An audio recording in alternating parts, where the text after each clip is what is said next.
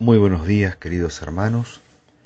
En esta mañana vamos a compartir el inicio de una serie de salmos, preciosos salmos, no solamente por la letra, no solamente por el significado, sino principalmente por la circunstancia en que estos salmos fueron no solamente escritos, sino principalmente cantados por alguien muy especial. Antes de continuar, como hacemos cada vez que compartimos el devocional, nos detenemos un instante para orar y posteriormente leer el Salmo y escuchar su aplicación. Una vez hecho esto, el Salmo 113, versículo 1 al versículo 9 dice lo siguiente: Aleluya, alabad siervos de Jehová, alabad el nombre de Jehová. Sea el nombre de Jehová bendito, desde ahora y para siempre. Desde el nacimiento del sol hasta donde se pone, sea alabado el nombre de Jehová. Excelso sobre todas las naciones es Jehová, sobre los cielos su gloria. ¿Quién como Jehová, nuestro Dios, que se sienta en las alturas, que se humilla a mirar en el cielo y en la tierra? Él levanta del polvo al pobre, y al menesteroso alza del muladar, para hacerlo sentar con los príncipes de su pueblo. Él hace habitar en familia a la estéril, que se goza en ser madre de hijos. Aleluya. Con este salmo, el número 113, comienza el Hallel, que es una serie de 6 salmos que van hasta el salmo número 118. La palabra halal significa alabanza. Y este grupo lleva este nombre porque eran cantados en alabanza pública durante algunas fiestas solemnes, pero especialmente en la Pascua, Pentecostés y la fiesta de los tabernáculos. Todo varón debía presentarse delante de Jehová en esas fiestas. Y son de especial interés para nosotros porque fueron cantados por nuestro Señor y sus apóstoles durante la noche oscura de la traición. Por eso el título de este salmo: Escucha su voz. Al leerlos podemos pensar en aquella voz bendita quien los cantó antes y posteriormente de participar del Cordero Pascual. Bonar, un escritor, expresó lo siguiente con respecto a cada uno de estos salmos. En el Salmo 113, el Señor cantó las alabanzas de aquel que redime desde lo profundo, desde lo más bajo. En el Salmo 114, Él expresó las alabanzas de aquel que redimió a Israel en la antigüedad y lo hará otra vez. En el Salmo 115, el Señor cantó un cántico acerca de los ídolos caídos de la tierra y le cantó a aquel que bendice a Israel y toda la tierra, a su Padre. En el Salmo 116, el Señor entonó anticipadamente su cántico de alabanza de la gran congregación.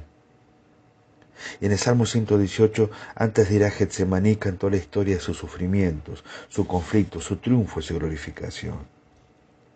Cada uno de estos salmos entonados por el Señor Jesucristo la noche que fue entregado, le ponen un sello no de un simple dramatismo, sino de un perfecto cumplimiento a la voluntad del Padre, a todo lo que habría de venir, ejemplificado en forma perfecta en la figura del Cordero de la Pascua, pero también aplicado en forma perfecta en la persona del Salvador, aquel que estaba sentado con los suyos la noche que fue entregado, y en donde el Señor Jesucristo, aún en el estremecimiento de su alma, de su corazón, porque sabía quién le iba a entregar, porque sabía que los suyos iban a ser dispersados, porque sabía que solamente uno solo de sus discípulos estaría a su lado en el momento de la crucifixión, y sin embargo el Señor alabó a Dios, alabó a su Padre. Él cantó junto a los suyos. El Jalel siempre ha sido asociado con la Pascua. y hasta el día de hoy es muy prominente en la Haggadah, o sea, el ritual para la noche de la Pascua, cuando las familias israelitas se reúnen alrededor de sus mesas para anunciar o proclamar la bondad de Dios en un tiempo especial para Israel, es decir, cuando fueron rescatados de la esclavitud de Egipto. Es interesante que el Señor Jesucristo, la noche que fue entregado, al tomar el pan y la copa e instituir la cena de conmemoración, dijo: todas las veces que comieres este pan y bebieres esta copa, la muerte del Señor anunciáis hasta que venga.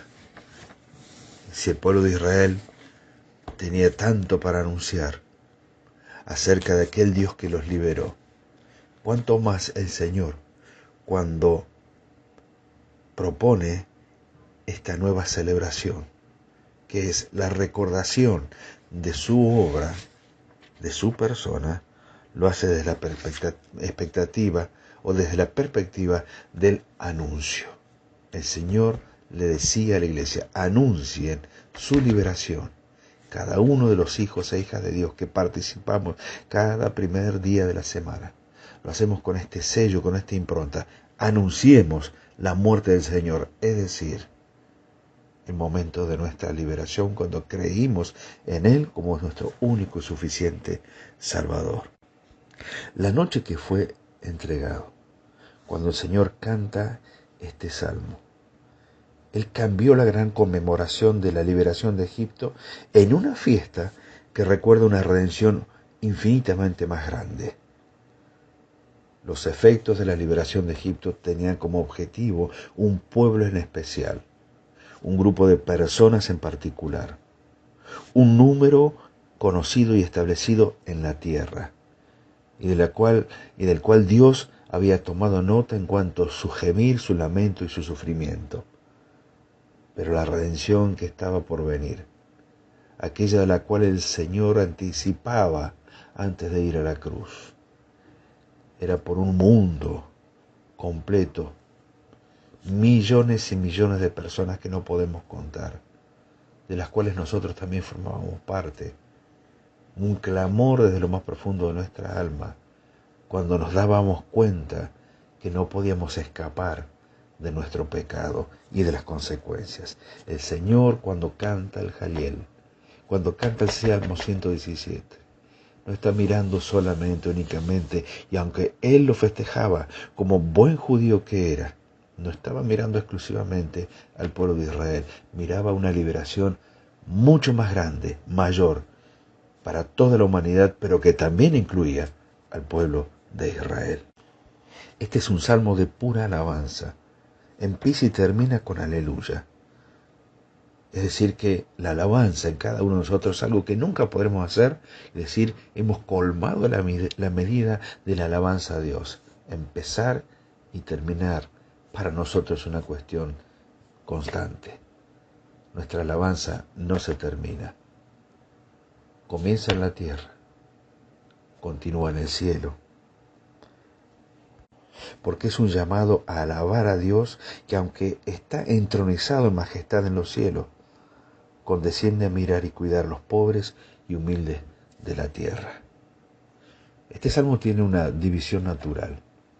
Del versículo 1 al versículo 6 vemos la magnitud de Dios. Nadie es como Él. ¿Quién como Jehová nuestro Dios? Lleva por título nuestras Biblias. Entonces, cada uno de los atributos, cada una de las potencias, cada una de las contemplaciones que se hacen de Dios es para presentarlo como el único Dios sobre todo aquello que quiera presentarse como Dios en esta tierra, y por supuesto con minúscula. Pero cuando llega el versículo 7 hasta el versículo 9, vemos la actitud de este Dios tan grande. Si el versículo 6 dice que Él es el que se humilla a mirar en el cielo y en la tierra, podemos entender aquel que contempla el cielo, donde tiene su dominio, donde tiene su majestad, donde los ángeles continuamente le alaban y le sirven en perfección, y no hay nada que se oponga a eso. Pero ¿y en la tierra?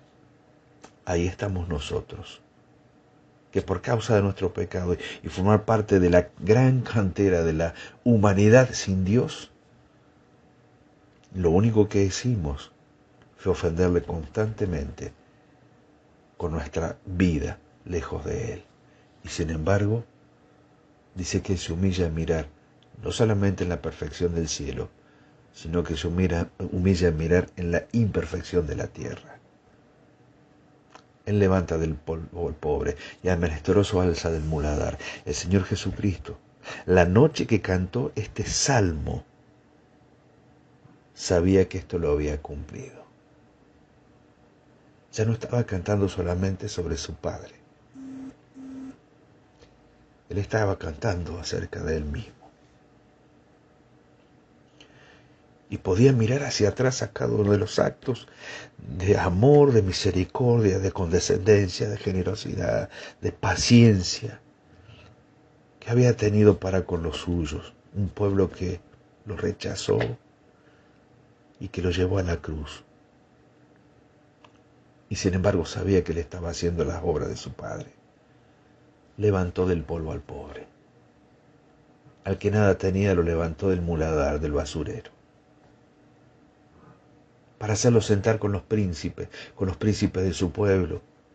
Y si bien que esto puede remitir a la historia de David, de Jonatán y de Mefiboset, aquel que fue traído desde el lugar del páramo seco a la mesa del rey, es la experiencia de cada uno de aquellos que hemos creído y confiado en la obra de Cristo, nuestro Salvador.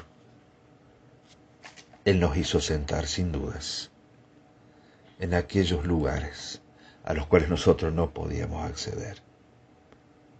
Nos hizo sentar con los príncipes de nuestra congregación, nuestros hermanos y hermanas en Cristo, los príncipes de su pueblo. Nos sentó al lado de hombres y mujeres que fuimos sacados del mismo lugar y que hemos recibido de parte de Él la misma y gran bendición, porque Él se humilló a mirar en el cielo y en la tierra. El versículo 9 dice que Él hace habitar en familia la estéril, que se goza en ser madre de hijos. Aleluya. Y saben, queridos hermanos, la expresión allí estéril es una expresión más que fuerte, muy fuerte. No es simplemente aquel que no puede tener hijos. Es algo mucho más fuerte. Estéril se aplica tanto para hombre como a mujer. La palabra es akar en el hebreo original. Y allí estéril significa aquel al cual le fueron extirpados sus órganos generadores de vida. Es decir que todo aquel que nace en este mundo, por más que pueda generar vida en cuanto a lo biológico, un hijo, una hija, no puede hacerlo en cuanto a lo espiritual y a la relación con Dios. Por eso le hace habitar en familia a la estéril, que posteriormente se gozará en ser madre de hijos. Y es lo que nos toca a cada uno de nosotros.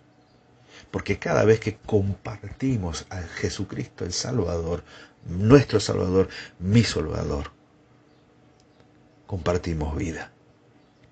Ya no somos más estériles. Tenemos la posibilidad, cierta dada por Dios a cada uno de nosotros, de contarles acerca de aquel que puede hacerlos salvos, vivos para siempre, por toda la eternidad. Y en esto, sin duda, que cada uno de nosotros nos gozamos y nos gozaremos para siempre. Por eso el Salmo 103 es tan hermoso. Porque no solamente nos permite ver a este Dios tan grande que condesciende a mirar hacia la tierra.